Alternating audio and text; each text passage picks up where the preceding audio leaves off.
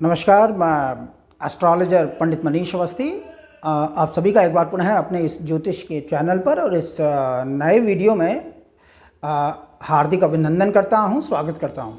देखिए, इस वीडियो में मैं कर्क राशि, कर्क लग्न के जातकों का जो साप्ताहिक राशिफल है, वीकली जो राशिफल है उसे बताऊंगा।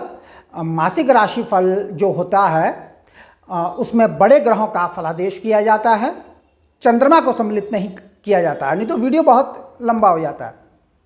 जो साप्ताहिक राशिफल है उसमें चंद्रमा की विशेष भूमिका रहा करती है। चंद्रमा पृथ्वी का उपग्रह है, पृथ्वी के चारों तरफ गतिमान है, इसके ऑर्बिट में चक्कर लगा रहा है, लेकिन ज्योतिष में इसको ग्रह माना गया है। वैसे ये उपग्रह है।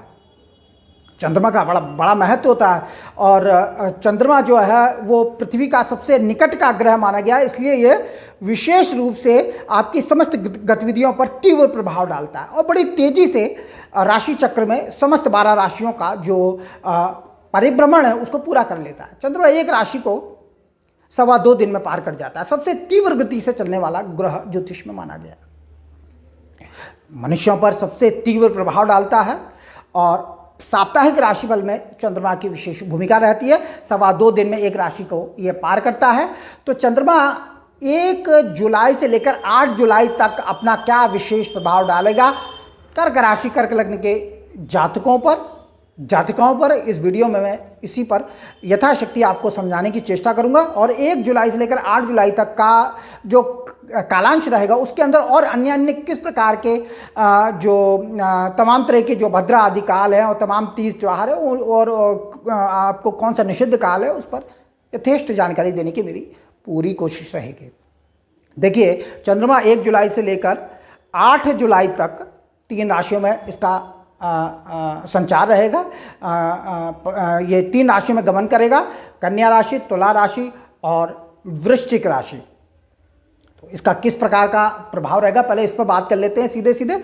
और इस वीडियो में मैं अन्य ग्रहों के फलादेश पर विचार नहीं करूंगा, उस पर मैं पहले डाल चुका हूं। वो आप देखिए, साप्ताहिक राशिफल जिसमें चंद्रमा की विशेष भूमिका रहती है। हर दिन का जो फल घटित होता है चंद्रमा के प्रभाव से आपके जीवन में, आपकी आर्थिक स्थिति में, आपकी मानसिक स्थिति में, स्वास्थ्य संबंधी और अन्य विषयों पर उस पर बात करते हैं।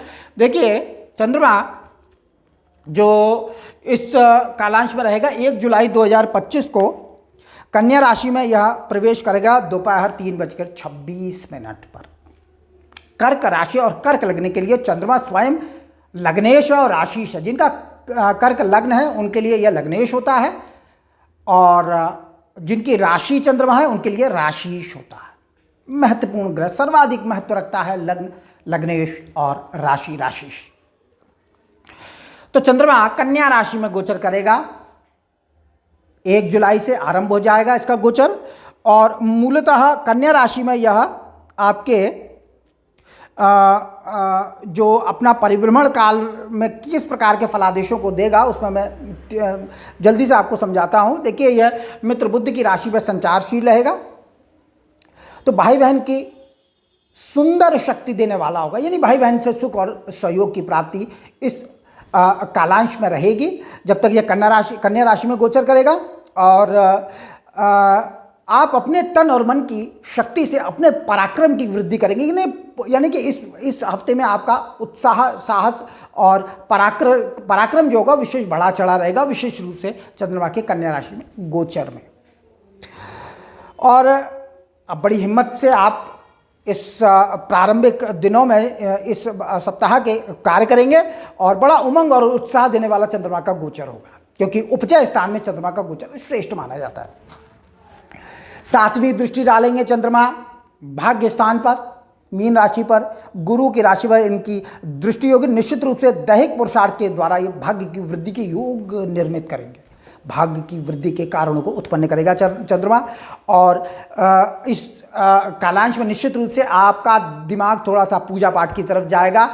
ध्यान, पूजा पाठ का निश्चित रूप से आप पालन करेंगे और पुरुषार्थ विशेष रूप से आप करेंगे चंद्रमा के इस गोचर काल में। परंतु ईश्वर की में श्रद्धा और भक्ति और विश्वास में भी यथावत आपकी जो सोच है वो निर्मित होती रहेगी, यानी कि ईश्वर के विश्वास में, आस्था में, श्रद्धा में चंद्रमा कोई कमी नहीं करेंगे, वृद्धि करेंगे। और देह के अंदर शक्ति और सुंदरता को देने वाला चंद्रमा का गोचर होगा, क्योंकि चंद्रमा बलयुक्त होंगे, यानी स्वास्थ्य का अच्छा लाभ देने वाला चंद्रमा का गोचर कन्या राशि में रहेगा।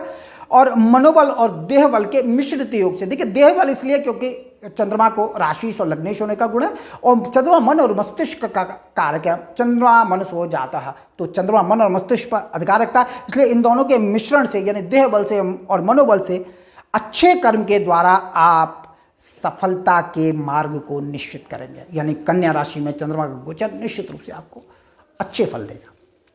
चंद्रमा का गोचर कन्या राशि में आपके 3 जुलाई रात्रि 3:19 पर समाप्त हो जाएगा। यह चतुर्थ भाव में चंद्रमा प्रवेश कर जाएगा, बृहस्पति की शुभ दृष्टि में रहेगा। तुला राशि में 3 जुलाई 2025 को यह प्रवेश करेगा। किस प्रकार के शुभाशुभ फल देगा चंद्रमा इस राशि में गोचर करते हुए कर्क राशि, कर्क लग्न के जातकों के? तो देखिए, माता स्थान, सुख स्थान में इसका परिभ्रमण होगा। निश्चित रूप से माता के साथ आपके इस कालांश में, यानी 3 जुलाई से आगे जो ये 2.25 दिन रहेगा, उसमें विशेष रूप से माता के सुख में थोड़ी सी वृद्धि करेगा। मानसिक सुख और शांति देने वाला होगा निश्चित रूप से, क्योंकि चंद्रमा मानसिक सुख और शांति का कारक ग्रह है और सुख स्थान में गोचर करेगा निश्चित रूप से तुला राशि पर, बृहस्पति की शुभ दृष्टि में। तो मानसिक सुख शांति की वृद्धि, मातृस्थान से लाभ का योग रहेगा, और देह में थोड़ा सा आनंद प्राप्त होगा, क्योंकि चंद्रमा सुख स्थान में गोचर करेगा। तो देह में सुखपूर्वक आनंद की वृद्धि करेगा, और थोड़ा सा माहौल जो आपके परिवार में रहेगा, थोड़ा हंसने हंसाने वाला माहौल होगा, थोड़ा सा मनोविनोद का वातावरण आपको इस कालांश में देखने को मिलेगा। और मकान, जमीन, जायदाद के मामले में चंद्रमा का गोचर आपको लाभ के दर्शन कराएगा। और थोड़ा सा देह में सुंदरता और मन में कोमलता के भाव रहेंगे। कठोरता, स्वभाव में उग्रता आदि इस गोचर काल में तुला राशि में देखने को नहीं मिलेगी। और चंद्रमा अपनी सप्तम दृष्टि 10वें भाव पर डालेंगे, तो राज्य, व्यापार, मान, प्रतिष्ठा के लिए तुला राशि में चंद्रमा का गोचर श्रेष्ठ होगा। इन मामलों में आपको लाभ देने वाले होंगे। पिता स्थान की उन्नति करेंगे, कारोबार में सफलता, और राज्य पक्ष में मान सम्मान बढ़ाने वाला होगा। और घरेलू और व्यापारिक कार्यों में ही सुखपूर्वक प्रयत्न करने की चेष्टा इस तुला राशि के गोचर काल में चंद्रमा के द्वारा कर्क राशि, कर्क लग्न जातक करेंगे। अब इसके बाद चंद्रमा अपनी तृतीय राशि में, यानी कि कन्या, तुला, वृश्चिक राशि में अपनी नीच राशि में गोचर करेगा। इसका गोचर आरंभ हो जाएगा आपके 6 जुलाई 2025 को दोपहर 2:58, यानी 3 बजे के आसपास यह अपनी नीच राशि चंद्रमा की जो होती है वृश्चिक राशि, मंगल की नीच राशि में गोचर करेगा। देखिए, ये कालांश जो रहेगा ये 6 जुलाई से आरंभ होगा दोपहर 2:58 तक, और आपके 8 जुलाई तक ये रहेगा, रात्रि 3:14 तक का कालांश चंद्रमा का रहेगा। तो इसके अंदर थोड़ा सा चंद्रमा चूंकि अपनी नीच राशि में गोचर करेगा, तो मित्र मंगल की राशि पर गोचर होगा, परंतु वृश्चिक राशि चंद्रमा की नीच राशि मानी जाती है, तो थोड़ा सा पढ़ाई लिखाई करने वाले यानी विद्यार्थी गण के लिए थोड़ी सी समस्या उत्पन्न करेगा। माता पिता को संतान पक्ष से कुछ कमी और कष्ट के कारणों को देखने को मिल सकते हैं, यानी संतान पक्ष का जो पक्ष रहेगा थोड़ा सा दुर्बल रहेगा, पढ़ाई में कुछ दिक्कत हो सकती है। और देह के मामले में ये जो अंतिम दिन होंगे, यानी 6, 7 और 8, ये थोड़ा सा शारीरिक रूप से थोड़ा सा कमजोरी, दुर्बलता का आभास आपको कराएंगे, इसमें तो खैर कोई संदेह नहीं है। मन और बुद्धि में थोड़ी सी जो एक होता है ना सोचने समझने की, जो आप सत्य का अनुसरण करते हैं, लेकिन चंद्रमा जब नीच का होता है तो थोड़ी सी बुद्धि में जो है झूठ, छिपाव, छल कपट के भाव को उत्पन्न कर देता है।